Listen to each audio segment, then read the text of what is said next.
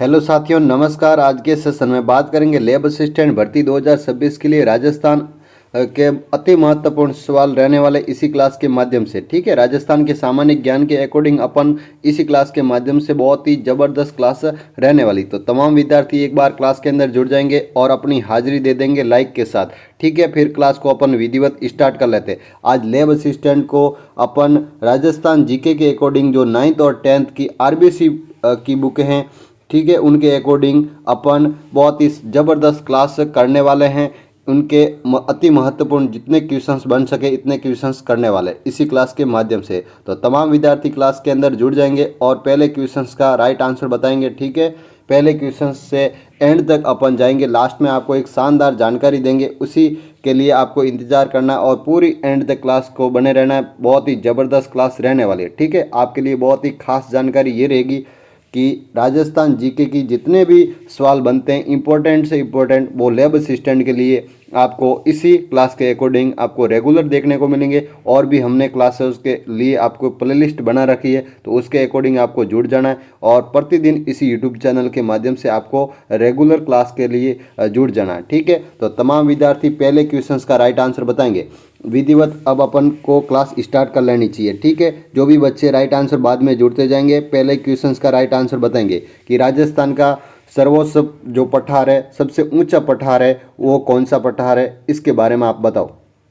ठीक है, राजस्थान का सबसे ऊंचा पठार कौन सा है, राइट आंसर आपको बता देना है। जल्दी से देख के राइट आंसर बता दो। क्या ऑप्शन नंबर फर्स्ट है, सेकंड है, थर्ड है या फोर्थ है? बिल्कुल फोर्थ ऑप्शन हो जाएगा। उड़िया का पठार राजस्थान का सबसे ऊंचा पठार, जो 1380 किलोमीटर जो मीटर के रूप में मानते हैं, वो ऊंचा है राजस्थान का सबसे ऊंचा पठार। ठीक है, 1380 मीटर के रूप में। ठीक है, ये ध्यान में रखेंगे। अच्छा क्वेश्चंस।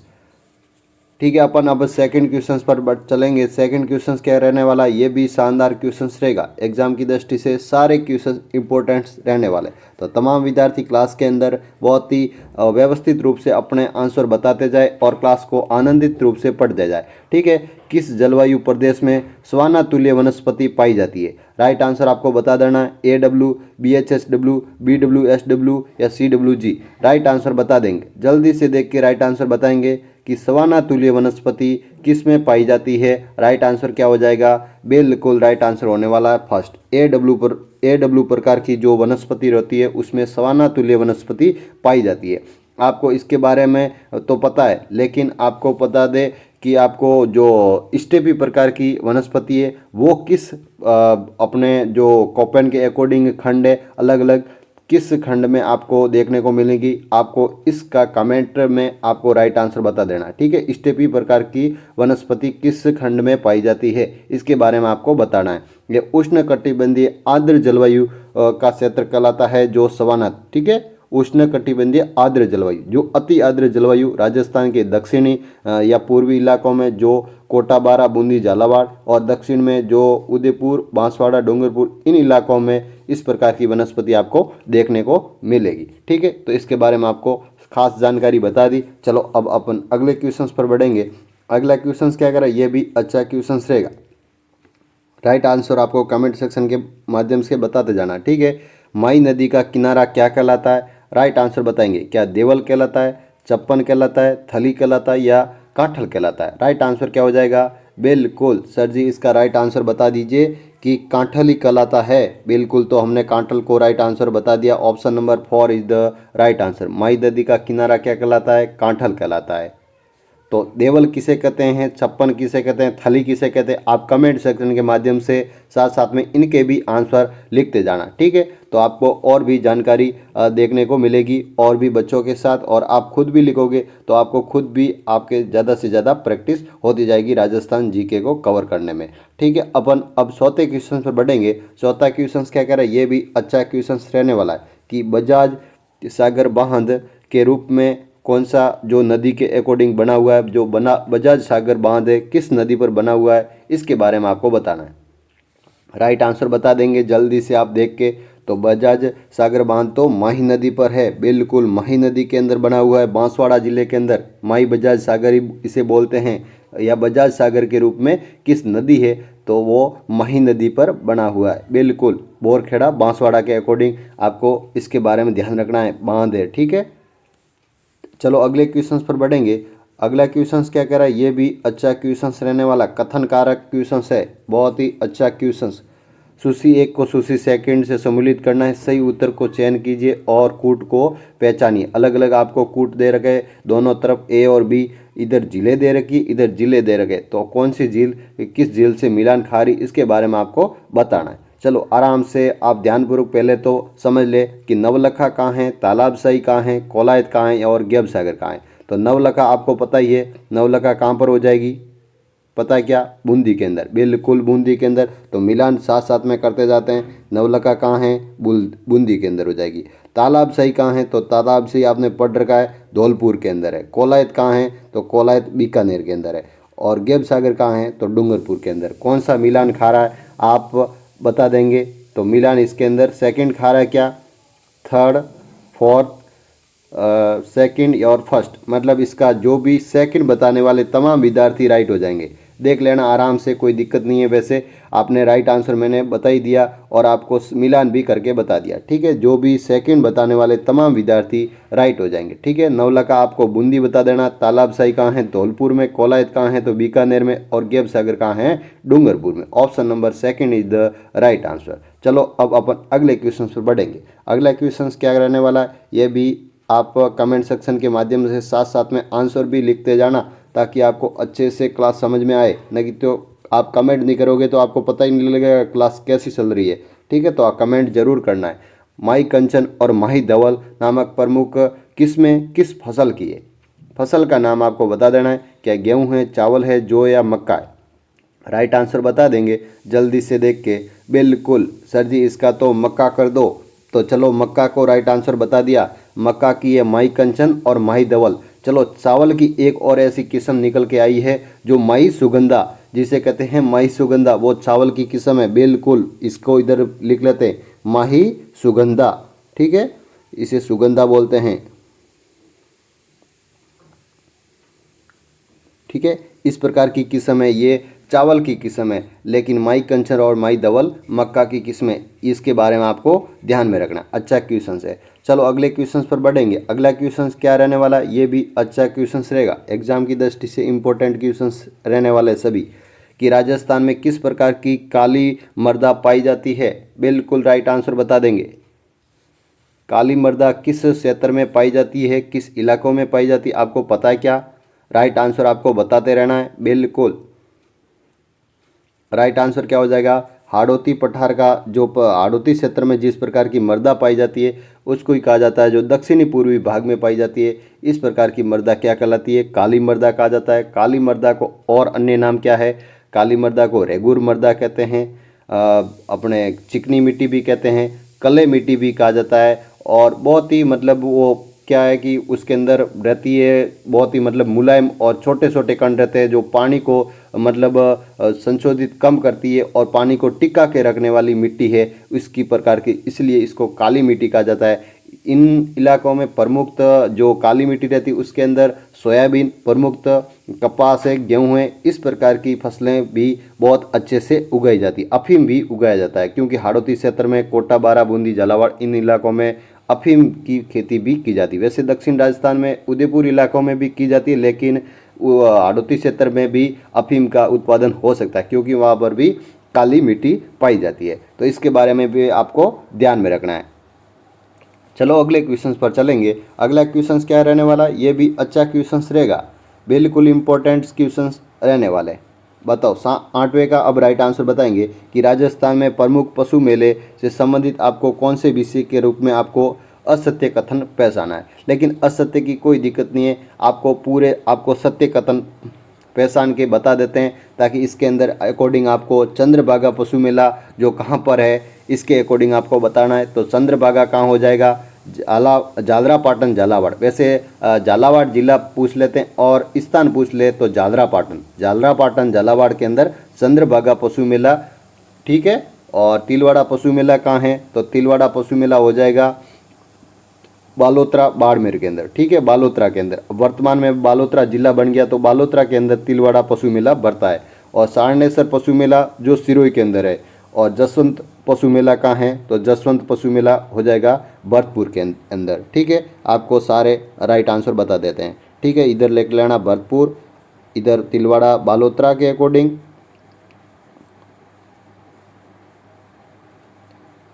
और चंद्रभागा झालावाड़। ये देखो इसी प्रकार से आपको ध्यान में रखना है, ठीक है। एक बार मैंने आपको बता दिया। चलो ठीक है, अब अपन अगले क्वेश्चंस पर बढ़ेंगे। इसके राइट आंसर बता देना, क्योंकि इसके अंदर आगे लिखे हुए नहीं थे, टाइपिंग नहीं हुई थी, तो इसको बारे में आपको सारे सत्य कथन बता दिए, कोई दिक्कत नहीं ना आपको। चलो 9वें क्वेश्चन पर चलेंगे। तो क्या बताया जा रहा है कि सोरसेन जो घास के मैदान है वो किस ज़िले में है। बिल्कुल अच्छा क्वेश्चन आ गया।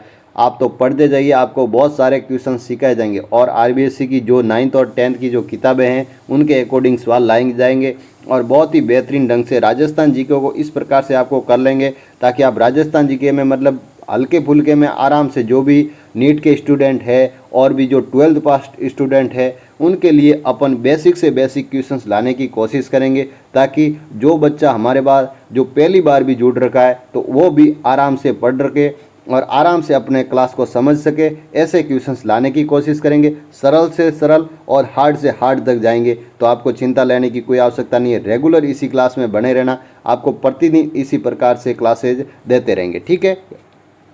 तब अब इसका राइट आंसर बता देंगे आप। बिल्कुल 12 जिला के अंदर है सोरसेन घास के मैदान कहाँ हैं, 12 जिला हो जाएगा। Option number 3 is the right answer, ठीक है, ध्यान में रखेंगे। अच्छा क्वेश्चन था। चलो अगले क्वेश्चन पर चलते हैं। अगला क्वेश्चन क्या रहने वाला है, ये भी अच्छा क्वेश्चन रहेगा भाई, बिल्कुल अच्छा क्वेश्चन है, क्योंकि एग्जाम में पहले भी बन चुका है। आमगढ़ लेपर्ड सफारी कहाँ पर प्रारंभ की गई, बिल्कुल कहाँ पर सर्वप्रथम प्रारंभ की गई, वो आपको जिला का नाम बताना है। बिल्कुल जयपुर जिला। जो भी ऑप्शन नंबर 4 बताने वाले सभी बच्चे राइट हो जाएंगे, क्योंकि जयपुर जिले में आमगढ़ लेपर्ड सफारी पार्क शुरू की गई। अच्छा क्वेश्चन है, बिल्कुल अच्छा क्वेश्चन है। चलो अगले क्वेश्चंस पर। अगला क्वेश्चंस क्या कह रहा है, आपको साथ साथ में कमेंट भी करते रहना, ठीक है, और भी जानकारी आपको समझ में आएगी, ठीक है। अब 11th का राइट आंसर बताएंगे कि उत्तर पश्चिमी रेलवे मंडल का मुख्यालय कहाँ पर स्थित है। बिल्कुल राइट आंसर क्या हो जाएगा, जयपुर के अकॉर्डिंग है। ये तो सवाल कई बार एग्जाम में बन चुका है, कई बार एग्जाम में बन चुका है। तो उत्तर पश्चिमी रेलवे का जो मुख्यालय कहाँ है, तो जयपुर जिले के अकॉर्डिंग आपको बता देना है। Option number 1 is the right answer, बिल्कुल। चलो अगले क्वेश्चंस पर। अगला क्वेश्चंस क्या कह रहा है, ये भी अच्छा क्वेश्चंस रहेगा। सारे क्वेश्चंस इंपॉर्टेंट लिए ताकि आपके एग्ज़ाम में कहीं न कहीं यहाँ से इन क्लासों से बहुत सारे क्वेश्चंस बन सके, और आप आराम से इन क्वेश्चनों को देखकर रेगुलर अपनी प्रैक्टिस को इतनी मजबूत कर ले ताकि एग्ज़ाम के अंदर कैसा भी क्वेश्चंस बने आपको गलत होने की संभावना रही नहीं। ऐसा आपको करके जाना है, मतलब रेगुलर क्लास रहते देखते रहना है। आपको इतनी मजबूती से राजस्थान जीके को कवर करवा देंगे, ठीक है। तो आपको अब इसका राइट आंसर बता देंगे कि लिग्नाइट जो संसाधन हैं उनके जो खनन के रूप में कौन कौन सी खानें हैं जो राजस्थान के अकॉर्डिंग आपको बताना है, ठीक है। तो इसका राइट आंसर बता दीजिए। चलो जल्दी से देख के राइट आंसर बताएंगे। तो ऑप्शन नंबर 4 बताने वाले सभी बच्चे राइट हो जाएंगे। कर्पूरी है, मेड़ता है और जो पलाना है, ये तीनों खाने लिग्नाइट जो उत्पादन जो करती है उनके लिए प्रमुख है, ठीक है। कर्पूरी, मेड़ता और फालना, ठीक है, ये इनके बारे में आपको ध्यान में रखना। ये लिग्नाइट के लिए प्रमुख खाने हैं, आपको ध्यान में रख लेना। ऑप्शन नंबर 4 इसका जो भी बच्चे बता रहे थे वो सही बता रहे, ठीक है। चलो अगले क्वेश्चंस पर। अगला क्वेश्चंस क्या कह रहा है, ये भी अच्छा क्वेश्चंस रहेगा, बिल्कुल अच्छा क्वेश्चंस रहेगा।